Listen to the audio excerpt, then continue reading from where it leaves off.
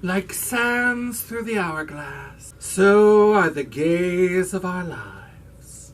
Girl. Hello, Champagne Dreamers. Welcome back to my channel, or if you're new here, I don't know how you found me, but thanks for stopping by. Think about hitting that subscribe button. Stick around.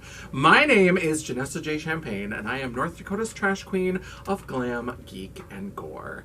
And for today's video, we are going to geek out about something that I have rediscovered. I used to love it in high school and kind of walked away, and now I'm back, and that is Days of Our Lives. And so we're going to talk a little bit about the history of queerness in soap operas, but the big thing we're going to do is we're going to count down the top 10 hunky, beautiful men on Days of Our Lives. Hubba hubba.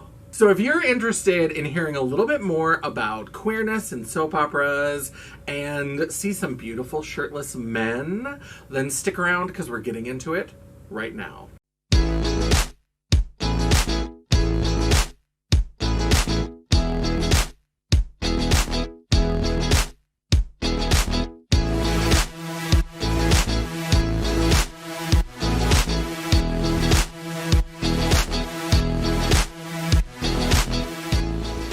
All right, so let me just come right out and say, I don't care. I have no shame. It's only a guilty pleasure if you feel guilty about it. I have fallen back in love with Days of Our Lives. Now, I watched Days of Our Lives back in the 90s when it was really wild and campy. It was when Marlena got possessed by the devil for the first time, and she was running around and like desecrating churches and shit like that, and Vivian was burying Carly alive, and there was just so much wild, crazy, fun stuff going on, and there was romance and there was adventure and all this different kind of stuff. I loved it. It was fun. It was a fun thing to record on my VCR while I was at school and then watch it once I got home before I did my homework, and I just was really into it. And then I went to college and I became a serious student, and I was an English major, and I don't know if I just thought I was too good for soap operas or it was too hard to kind of keep up with them, and I would sort of like check in on them from time to time because I heard about big like fun storylines. I loved when they had like serial killers and just crazy things happening. You know, for me, I always love the action and the crazy parts. That's the big thing that I am really there for. So sometimes if it gets a little heavy on some of the romance, I get a little bit bored. And so I love it. I think it's fun. And I got into it because Marlena got possessed by the devil again. And this time the devil kind of popped all over to different people in Salem. And I hope the devil just becomes a regular character. I would love that. Let's just have the devil pop up from time to time. And you know what? I have to say that as much as I loved it, I felt like the devil could have been more devilier this time around. All the devil did was like break up with Chanel like 10 times. Seriously, everybody that Chanel dated got possessed and broke up with her. If Gwen Rizchek is doing a better job of being evil than the devil, then the devil needs to kick it up a notch, bitch. And as I was getting back into Days of Our Lives, I didn't realize, I knew that daytime soap operas had started to embrace some gay characters. I didn't know how many queer characters there really were on Days of Our Lives. Evening soap operas and those kinds of dramas have had a longer history of featuring queer characters. So back in the early 80s when Dynasty first started, they had one of the first like primetime gay main characters in Stephen Carrington, played by Al Corley. It was very controversial and the storylines were really interesting. And then they kind of covered it up. So starting with season 2, they tried to pretend like he hadn't been gay and just like married him off to Sammy Jo. But then she would always kind of like allude to the fact that he used to sleep with men. And then like later on he left and then he came back. And then he had this partner that he was in love with, but then that guy got shot. Like, it was a whole deal. Let me tell you, if you dated Stephen Carrington, you are gonna end up dead. So evening soap operas did a little bit more, a little bit earlier, but I think it was maybe All My Children that had the first character. It wasn't Days of Our Lives, but Days of Our Lives does have the distinction of being the first daytime soap opera to feature a male-male wedding.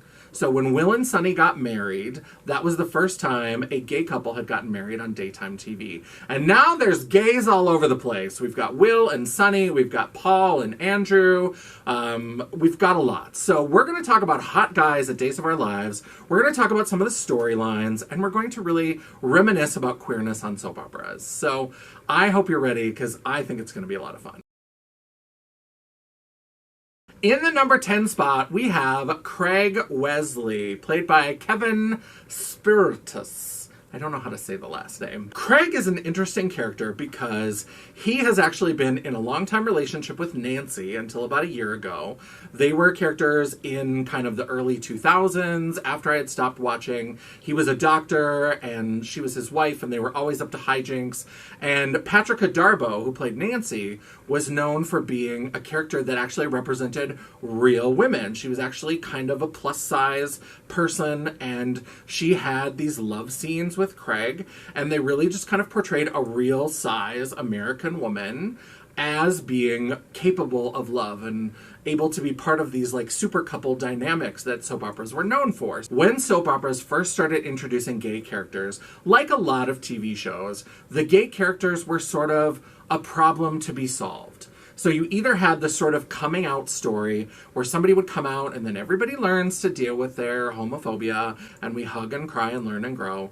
Or somebody would come out and get fired, and then we would have to talk about the politics of should queer people be able to keep their jobs. Gee, it's a good thing we don't have to worry about that in 2023. And so what I thought was really interesting is that with Craig, the actor, Kevin Spiritus, he came out in real life. And so he and his partner, I guess, had a travel show or something. And so they brought Craig back to give him the storyline about coming out later in life. And so they got to have this moment where he came out to Nancy. Now, I don't think it was perfectly executed because there was a real chance to explore this idea of sexuality over time. And he did try to make it very clear that he did love Nancy, but he said he had always been gay and he just hadn't felt like he could come out. And so they did this great exploration of what it's like to come out later in life. So, you know, now kids are coming out earlier and earlier and all of that, but there are a lot of older people who felt repressed and felt like they couldn't come out, who are discovering their identities and coming out with them now all the time. So I thought that was a really great opportunity to explore that. And even with a couple bumps in the road, I think they did a pretty good job. Now, a little aside, Kevin Spiritus, he was somebody that I thought was cute for years and years and years and years and years. And I'm so glad that he came out, and it turns out he's one of the fam because he was in Friday the 13th, Part 7, The New Blood. And he was kind of a love interest for Tina. Tina was the one with psychic powers who kind of fought with Jason and all this kind of stuff. And I always thought he was super gorgeous. And I was like, clearly, little Janessa had very good gaydar. In the number 9 spot, we have gorgeous blondie bear, Trip. Oh, Lucas Adams, who plays Trip, is just gorgeous. I don't have anything real historical to say about queer people. He's just beautiful. He's a beautiful straight man. He plays a beautiful straight man. He's just gorgeous. We love him. We adore him. He's very cute. And he was part of the Ally, Chanel, Trip, Johnny DeMira, like, love quadrangle. It got very confusing. But he's just adorable. He's a little too sweet for me, which is why he ended up this high on the list, is because he's a little bit too much of like a goody two-shoes boy. But he's just gorgeous. I mean, I wouldn't kick that out of bed. Are you kidding? In the number 8 spot, we have 2 people, but it's one person. What? We have Alex Kyriakis and Ben Weston, which are 2 characters who are both played by Robert Scott Wilson. So Robert Scott Wilson, God bless him, when Ben was getting shipped off the show, Victoria Konefal, who played Sierra, wanted to do other things, and he wasn't really ready to go, so they just wrote another part for him. They made him Alex Kyriakis. And he is clearly there to be the body yaddy yaddy of Days of Our Lives. He has a gorgeous body. He's always shirtless. He's always getting naked with the lovely ladies of Salem.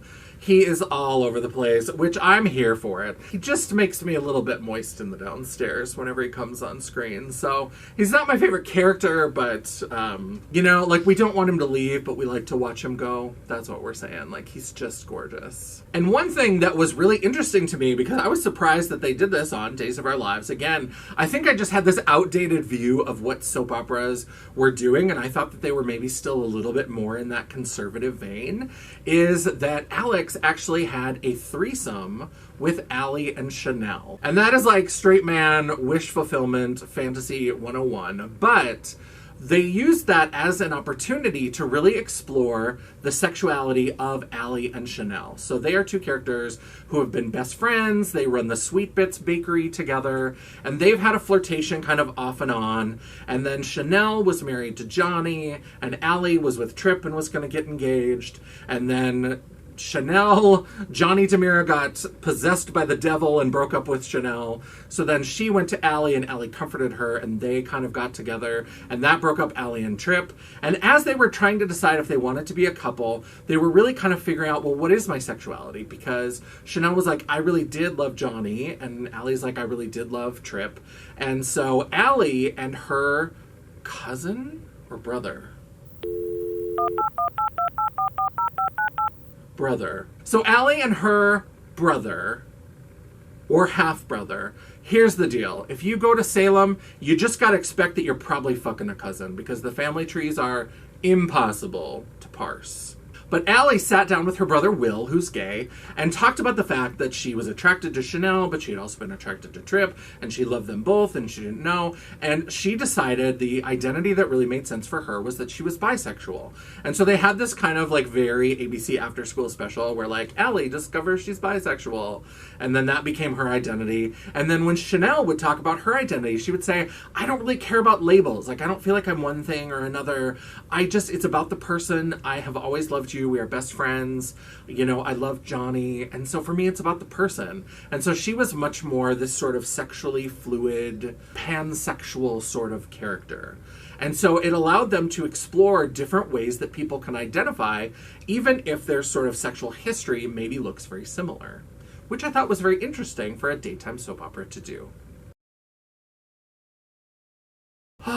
In the number 7 spot, someone bring me a priest. We have Greg Vaughn, who plays Eric Brady. I am so glad that he is not an uptight goody-goody priest anymore, because that got a little bit old, where he was dropping into, like, say inspirational things and shit like that. So I was so glad when they booted him out of the priesthood for doing, like, unsanctioned exorcisms on his mother. It's so weird. But I loved it. And I love Greg Vaughn. He was on Charmed. He was a love interest, I think, for Piper. And I just think he's a great actor, and he has gotten sexier as he has gotten older. I think he's gorgeous. And I think he also gives a really nice compliment to one of the newer characters, Sloane Peterson. So Sloane Peterson was set up as this like awful ambulance chaser lawyer, and she takes on Leo Stark, who you're also supposed to not like, although he's one of the fabulous gays. We do enjoy Leo. But I love that when Sloane is with Eric, she actually becomes a much more rounded, dynamic character. She's not just this sort of bitchy lawyer. She's not just this smooth-talking person. Even though they said they were just going to be kind of friends with benefits, there's a real kind of vulnerability when they're together, and I just really like them. And I hope that we get more of Sloane Peterson, because she's actually becoming a more rounded character, and I think she's really fun. Unlike somebody like Melinda Trask. More on her later. In the number 6 spot, we have another beautiful blondie bear. Rex. Rex Brady is absolutely gorgeous. And he's another example of the way that they will sort of play with using different actors. If they enjoy an actor, they'll just kind of find a way to bring them back. So when Kyle Lowder started, he was actually Brady Black, who's now played by Eric Martsolf. Kyle Lowder left the show, and then later on they brought on Eric Martsolf, and then they wanted to bring Kyle Lowder back, but they're like, well, we've already got a Brady. We'll make you Rex. And so he became Rex Brady, who's the son of Roman and Kate. And so he is gorgeous. He hasn't been doing much lately. He was basically there just to run tests on Kate and Marlena and Kayla after Orpheus poisoned them and they were trying to find an antidote. But he did get to have a little sexy time with Sarah and help her get over Xander. And so he's had a little bit of like saucy time, but he's been a little bit boring, and now they've shipped him off to Chicago with Sarah. And I hope if they bring him back, they give him something a little bit spicier to do, because he is a very, very handsome man. Now in the number 5 spot, we have Johnny DeMira, Carson Boatman. So Johnny DeMira is one of the twins. So he is twins with Allie. And he's an example of, if you're going to watch soap operas, if you're going to enjoy them, you have to expect that, like, nobody here is gunning for an Oscar. Like, there's opportunities for them to have these beautiful, poignant moments, but it's also very campy, and it's very action-oriented. And sometimes we play a little fast and loose with reality in order to make a good story, make a fun story, make an enjoyable story. So Johnny and Allie are twins, but they have different fathers. So they are both Sammy's twins, but one of them, their father is Lucas. So Allie's father is Lucas. And then Johnny, he's a DeMira because his father is EJ. And I know that that is scientifically possible, but it happens a little bit too often in the town of Salem, USA, if you know what I'm saying. Johnny DeMira is played by Carson Boatman, who is very cute. He's one of the younger ones. When I think about him, I feel like I'm finally entering my, like, cougar era, because he is one of the younger generation of people. He's very gorgeous. He's always lurking around on Instagram.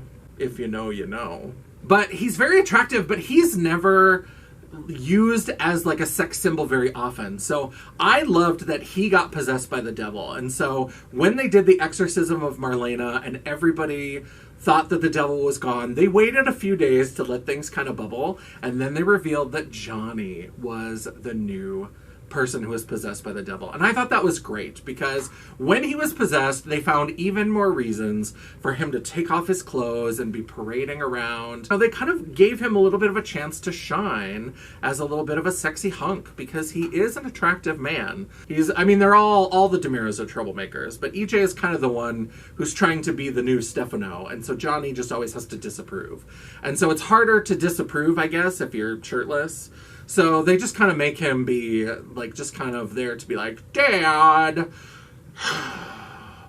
And so I was so excited when he got to have a few more sexy moments with Chanel and with Ava Vitale, and I just think it's great. He's adorable. And in the number 4 spot, we have somebody who I hope gets to come back in some way. And he kind of represents the trouble with supercouples, and that's Eli. So Eli is played by Lamont Arche, and he is gorgeous, but he's part of the supercouple of Eli and Lonnie. So what happened is that he just kind of ended up going off the show because Lonnie's storyline ran out. So Lonnie had this storyline where her long-lost father came back to Salem, and he was trying to get back in her life, and Paulina was trying to warn Lonnie, and he pretended that he had changed, but it turns out that he was still using drugs and still abusive, and he had gone to attack Paulina. He was going to kill her and take her money, and Lonnie, who's a police officer, came in, and she shot him. Now, he was trying to kill Paulina, so this is, again, where sometimes the sort of politics and the way things run, it's a little bit kind of sketchy, because he was there to kill Paulina, but they felt like she, as a trained officer, should have known better, and so she shot him, he died, so she had to go to jail. And so they worked out a thing where she could be transferred, rather than being at Statesville, which is the kind of the prison that's near Salem. Although people are always getting in and out of Statesville whenever they want, so I don't know why she didn't decide to go there. But they decided not to put her there because she was a cop and she had put a lot of villains into Statesville herself. So they thought it would be safer if she was in a facility by DC, and that's when they effectively left the show. And so that was kind of the problem of the super couple, is that with Lonnie in prison, there's not really much for Eli to do, except raise those twins by himself. If you tried to give him any sort of flirtation storyline, then he's the terrible person because he's screwing around while his wife is in prison, even though she shouldn't be in prison because she killed a bad person doing a bad thing. So it's just a whole thing. That's the trouble with super couples, is that sometimes as one of them goes, they both have to go. And I hope he comes back. I hope Lonnie gets paroled.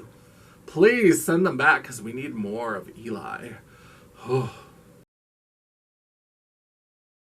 In the number 3 spot, we have Sonny Kiriakis. So I love Sonny Kiriakis, but specifically played by Zach Tinkler, because no offense, for a while, Will and Sonny were played by 2 actors who were cute enough, but they looked kind of like Mormon accountants. It was not a move. So Zach Tinkler, I'm pretty sure, is a straight man, but he's beautiful. When he was in that shower scene in Beyond Salem, the first series, girl, it was too much for me. And that's where they introduced him, and then he came back to Salem. Will and Sonny have the distinction of being the first male couple to get married on daytime television. They made a little bit of history, I think when they were played by the Mormon accountants. Now, they did just run off to New Zealand. We'll have to see if they're going to come back. With it on Peacock now, there's a lot of people coming and going. They're bringing back some old favorites. They're recycling some characters. And so who knows how long they'll be away. We can only hope that Zach and his beautiful, beautiful arms will be back again soon. In the number 2 spot, I want to drive me a Beamer. We have Sean Douglas Brady. Sean D could give me that D anytime.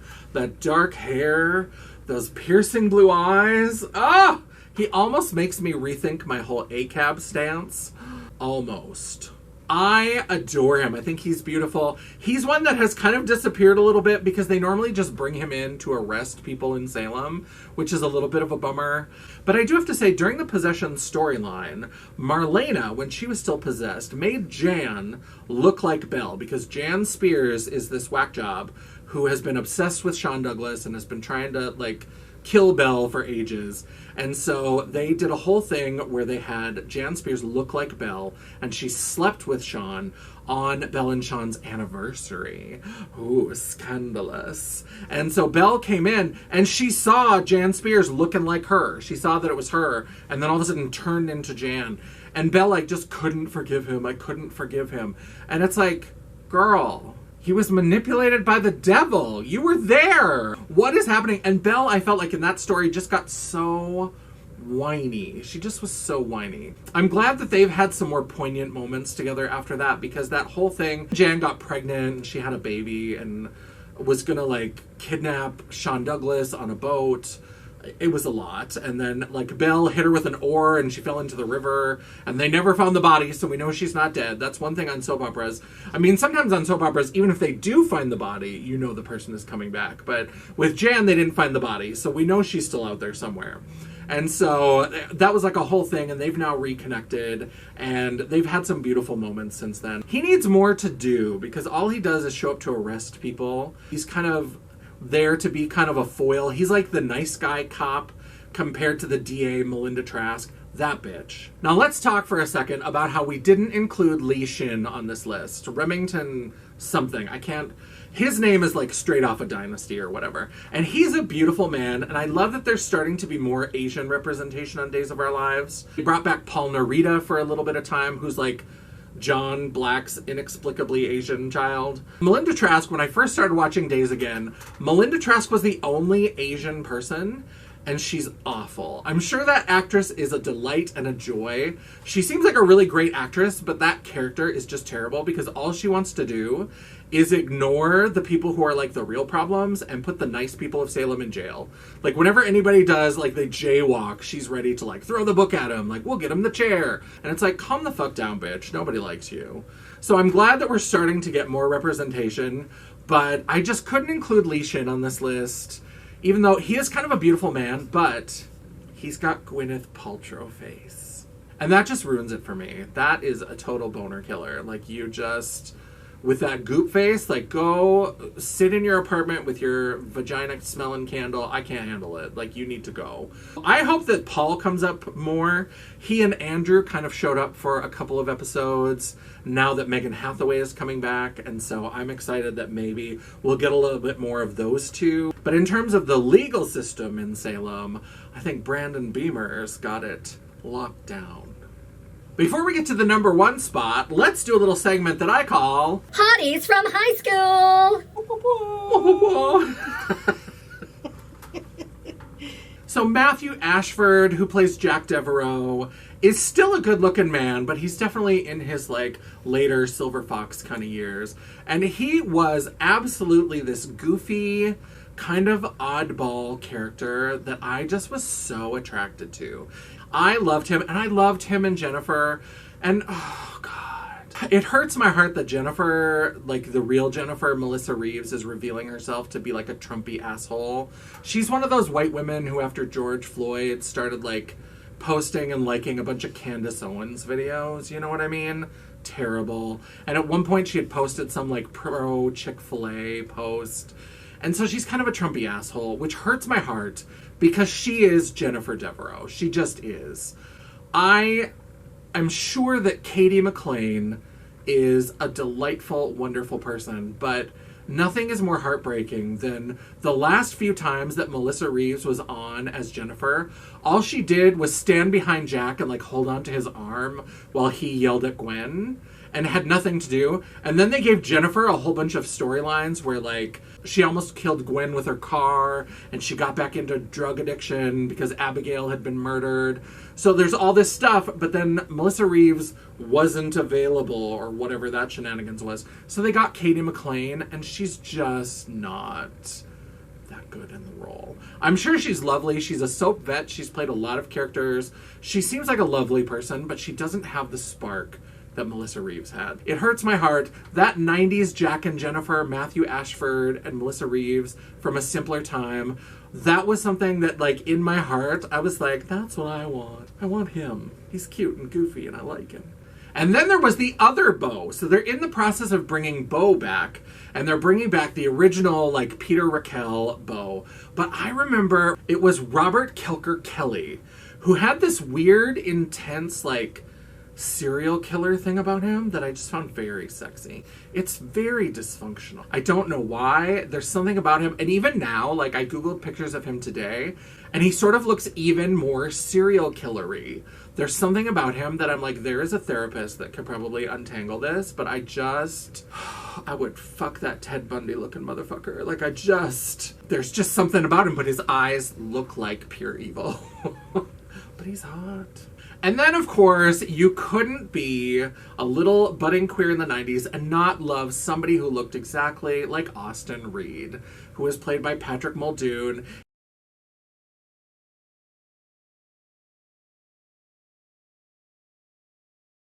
He had the big, like, haircut that was parted down the middle, and, like, the little twists came down in the front, and, like, just, so gorgeous. He was so beautiful. I loved Carrie. I thought she was a fun character, and I loved her and Sammy were always slapping each other, and I loved the drama between those two sisters, and I loved that Sammy was always trying to steal Austin away from Carrie, and so beautiful. It was really fun to see him pop up in Beyond Salem Part 1.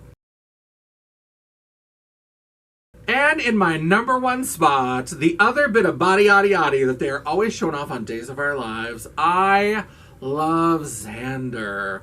Paul Telfer. Oh, Robert Scott Wilson is for all of you bitches who like the, like, hairless, glistening sort of muscle god. And Paul Telfer, if you like a little bit of fur, oh, he's got that hairy chest, and he's got that Scottish accent.